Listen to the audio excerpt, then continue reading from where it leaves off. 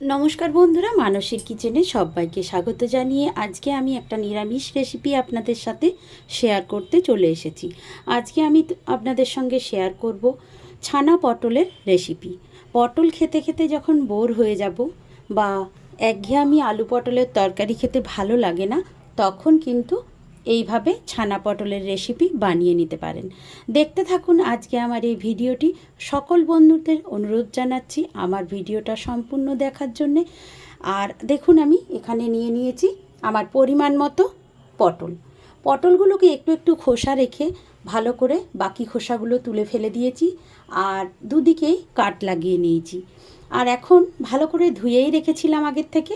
এখন আমি মিশিয়ে দিচ্ছি লবণ আর পরিমাণ মতো হলুদ। ভালো করে হাত দিয়ে লবণ আর হলুদ পটলের গায়ে মাখিয়ে নেব, আর কিছুক্ষণ এটাকে ম্যারিনেট হতে দেব।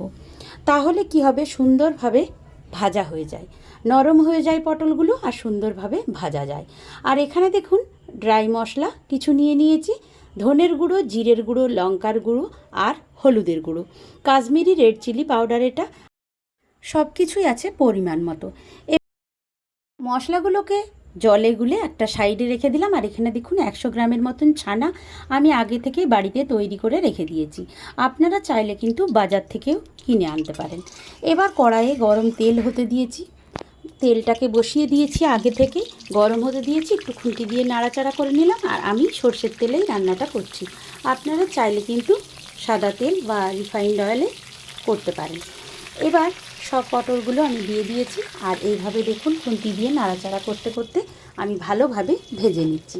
দেখুন কালারটা চেঞ্জ হয়ে গেছে, পটলগুলোও অনেকটাই নরম হয়ে গেছে, দেখলেই বোঝা যাচ্ছে। এবার ভাজা পটলগুলো আমি সুন্দরভাবে একটা থালায় তুলে রাখছি, যতটা সম্ভব তেল ঝরিয়ে। এবার পটলগুলো তুলে রাখার পর ওই তেলেই আমি বাকি রান্নাটা করে নেব। এবার এই তেলে আমি দিয়ে দেবো কিছু ফোড়ন। দেখুন পটলগুলো খুব সুন্দরভাবে ভাজা হয়ে গেছে। দিচ্ছি আমি দুটো দারচিনি, কয়েকটা এলাচ আর একটা শুকনো লঙ্কা। আমার কাছে লবঙ্গ ছিল না, আপনাদের কাছে থাকলে দিতে পারেন। আর এখানে দিলাম কিছুটা গোটা জিরে। এবার একটু নাড়াচাড়া করে নিচ্ছি। ভাজা ভাজা হয়ে গেলে, সুন্দর একটা গন্ধ উঠতে শুরু করলে, তখন আমি দিয়ে দেবো এক মুঠোর মতো ক্যাপসিকাম। এই ক্যাপসিকামটা কিন্তু অবশ্যই ইউজ করার চেষ্টা করবেন এই রান্নায়, তাহলে কিন্তু ছানা পটল যেরকম হয় তার থেকেও এটা খেতে আরও সুন্দর হয়, সুন্দর একটা ফ্লেভার বেরোয় এর থেকে। আর এখন দেখুন ক্যাপসিকামটা কিছুক্ষণ নাড়াচাড়া করে নিলাম, আর দিয়ে দিলাম একটা পাকা টমেটোকে। পাকা টমেটোটাও আমি নাড়াচাড়া করতে থাকছি। আর দেখুন আগে থেকে আমি কাঁচা পাকা লঙ্কা আর সামান্য একটু আদা বেটে রেখেছিলাম, সেটাকেও দিয়ে দিলাম, যাতে কাঁচা গন্ধটা আদার না পাওয়া যায়। আর দিয়ে দিলাম সেই গুলে রাখা মশলাটা। জলে আগে থেকে ভিজিয়ে রাখলে মশলার স্বাদ কিন্তু অনেক গুণ বেড়ে যায়, তাই আমি আগে থেকে একটু জলে গুলে রেখে দিয়েছিলাম। এবার সুন্দরভাবে সব মশলা, ক্যাপসিকাম আর টমেটোকে ভালোভাবে মিশিয়ে নিলাম। আর সামান্য দিয়ে দিলাম চিনি। চিনি আর লবণটা এই পর্যায়ে দিয়ে দিতে হবে, আর লবণও দিয়ে দিলাম। এবার ভালোভাবে মেশাতে থাকছি, খুব সুন্দরভাবে কষিয়ে নিতে হবে। আর টমেটোগুলো যতটা নরম হবে ততই কিন্তু মশলার সাথে মিশে গেলে রান্নাটা দেখতেও ভালো লাগবে আর খেতেও ভালো লাগবে। এবার দেখুন জলে বাটি ধোয়া জল একটু দিয়ে দিলাম, মশলার বাটি ধোয়া যে জল সেটা একটু দিয়ে দিলাম। আর এরপরে আমি যে ছানাটা রেখেছিলাম সেটাকেও আমি এর সঙ্গে দিয়ে দিচ্ছি। তারপর কিছুক্ষণ নাড়াচাড়া করে আমি পরিমাণ মতো জল দিয়ে দেবো। দেখুন সব ছানাটাই আমি সম্পূর্ণ ছানাটাই দিয়ে দিলাম। এখানে আমি 100 গ্রামের মতন ছানা নিয়েছি। আপনারা যদি বেশি পরিমাণ বানাতে চান সেক্ষেত্রে ছানার পরিমাণটাও বাড়িয়ে নেবেন। এবার দেখুন আস্তে আস্তে তেল ছেড়ে গেছে, কালার চেঞ্জ হয়ে গেছে, দেখতে কতটা ভালো লাগছে। আর এই পর্যায়ে আমি দিয়ে দিচ্ছি ভেজে রাখা পটলগুলোকে।